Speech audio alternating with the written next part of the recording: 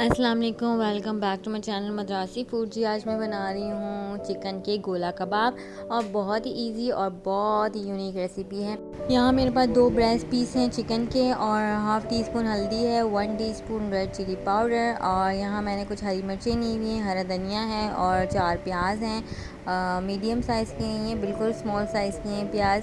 और 1 table spoon जो है मैंने धनिया पाउडर यूज़ किया है और टीस्पून जो है मैंने ज़ीरा लिया है, उसको रोस्ट कर लिया था और भुना हुआ ज़ीरा डाला है और हाफ़ टी स्पून जो है वो नमक है और हाफ़ टी स्पून जो है चिली फ्लेक्स और हाफ़ टी स्पून जो है जिंजर गार्लिक पेस्ट। और बस अब मैंने सबको मैंने डाल के इसको चॉपराइज़ कर लिया और बिल्कुल बारीक सा हो गया है। और फिर मैंने जो है ऊपर से लेमन स्क्वीज़ किया और फिर उसके बाद जो है मैंने 2 टीस्पून जो है यहाँ पर मैंने घी शामिल किया और घी शामिल करके मैं अच्छे से इसको मिक्स कर दूँगी और मिक्स करके मैं इसको जो है 10 मिनट या 15 मिनट के लिए फ़्रिज में रख दूँगी।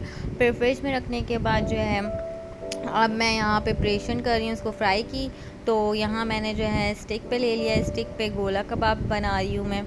आप कोई भी स्पून में ले लें, स्पून में रख के आप इसको जो है शेप दे सकते हैं। और यहाँ पैन में मैंने सिर्फ 1 बिग सर्विंग स्पून ऑयल के डाले थे और फिर मैंने सारे गोला कबाब इसमें डाल दिए और मीडियम लो हीट पे मैंने इसको कुक किया। और फिर उसके बाद जो है 1 साइड इसकी कुक हो गई थी, फिर मैंने दूसरी साइड कुक कर दी और ये मज़ेदार से गोला कबाब जो है रेडी हो गए।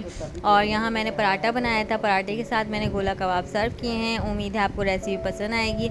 मुझे रखिएगा दुआओं में याद। अल्लाह हाफ़िज़।